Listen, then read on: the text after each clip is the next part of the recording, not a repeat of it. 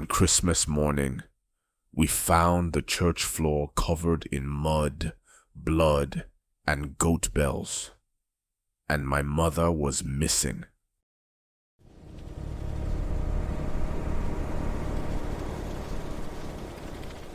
They say Christmas is clean.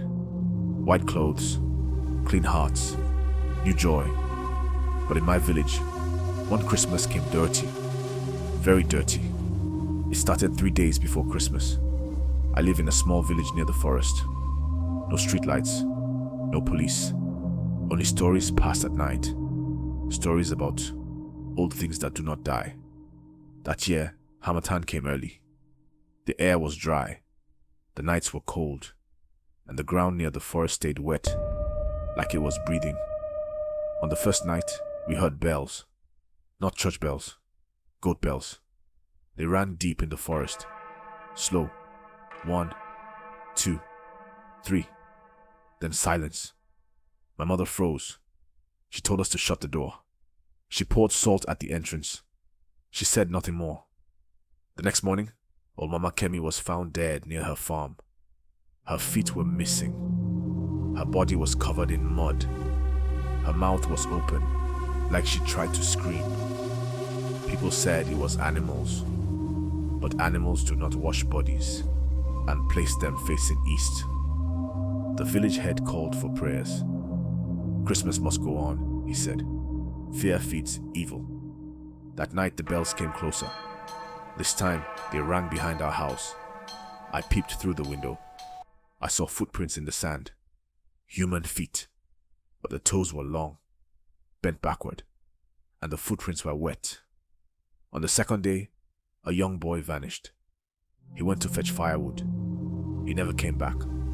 We found his shoes at the edge of the forest. Clean. Too clean. My mother started to fast. She whispered prayers she never taught us. She warned me not to answer any voice calling my name at night, even if it sounded like her. That warning saved my life. On Christmas Eve, I heard my mother call me from outside.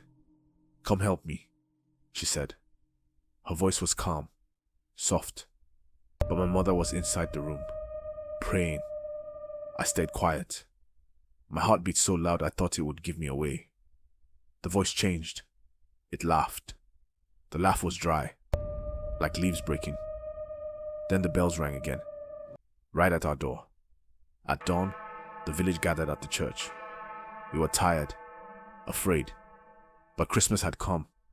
People wore white. They sang loud. They tried to drown fear with noise. The pastor started preaching. Then the smell came. Wet earth, blood, rot. Mud began to drip from the ceiling, drop by drop. Goat bells rolled down the altar. People screamed. They ran. The door slammed shut on its own, and that was when we saw them. Footprints forming on the floor. Walking. Slow. Wet. A shadow rose behind the cross. Tall. Bent. Its legs were human. Its head was not. It spoke without a mouth. "This land owes me," it said. "You cleaned it for your joy. I will dirty it again." My mother stepped forward. She knew it. She told us later that, long ago, the elders buried something alive in the forest to protect the village. They fed it blood every year. But when churches came, they stopped. The thing never left. It waited. Christmas was its favorite time, when people forgot old debts. My mother offered herself. She told us to close our eyes.